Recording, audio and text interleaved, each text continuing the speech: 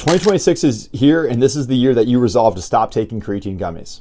Now let's back up a second. We sell creatine gummies. We sort of have to because it's gotten to the point where it's broken containment and everyone's asking for creatine gummies due to the massive groundswell in support and recommendations for these things by online influencers in 2025. And if there's a silver lining to that, it's that it raised the awareness level, lay people that otherwise would not consider creatine and put them onto the idea that they would benefit from this amazing substance that, for the record, we've been recommending for over a decade. The problem is that it's the very worst delivery method for creatine. By definition, you're not going to get the right dose in a gummy. They're typically underdosed. You have to eat several gummies to even get something like 5 grams a day. And if you've watched my content in the past, you know that the benefits that extend beyond the physical realm, cognition, mood, sleep deprivation, things like that, necessitate a higher creatine dose, upwards of 10 or 20 grams. This dosing recommendation has recently been echoed by prominent people online like Dr. Rhonda Patrick, Dr. Andrew Huberman. And gummies, again, are the worst vector to get there.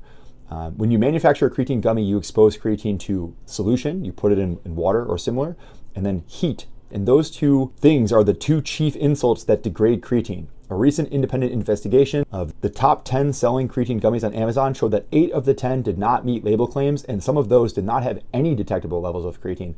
And I would proffer that that's not even the fault of the people manufacturing them. They might have good intentions, but it is to be expected because of the way they manufacture the creatine gummies. Creatine gummies are like playing the video game on level 1. It's time for you to graduate and unlock the benefits that can happen at the more advanced levels, which means that you should take a powder. Economically, it's going to be in your favor. You can pencil this out very easily. Take your preferred creatine gummy and multiply the dose by the number of servings and get the total grams in the tub, and then compare it to a similarly priced powder. The powder is always going to win in spades. That's kind of the dirty little secret as well. If there is a dark side to this, it's that influencers push creatine gummies because they can get much more commission when they make a sale, because the unit economics are much more favorable for the companies that make them. Any of those reasons should resonate with you. You don't want to have the debate. You don't want to have to hyper consume creatine gummies, even if you knew that you had one that met label claims, which is difficult to know without rigorous testing. You can put all this sort of second guessing aside and just take a powder. If you're anything like me, people are coming up to you now and asking, what do you think about creatine gummies? Share this video with them and let them know that they can save themselves money and get better results by opting for a creatine powder. They're ubiquitous.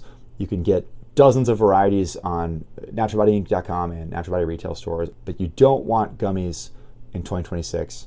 Make your resolution and enjoy the benefits of creatine without having this dark shadow over it where you're costing yourself more money for an uncertain end product.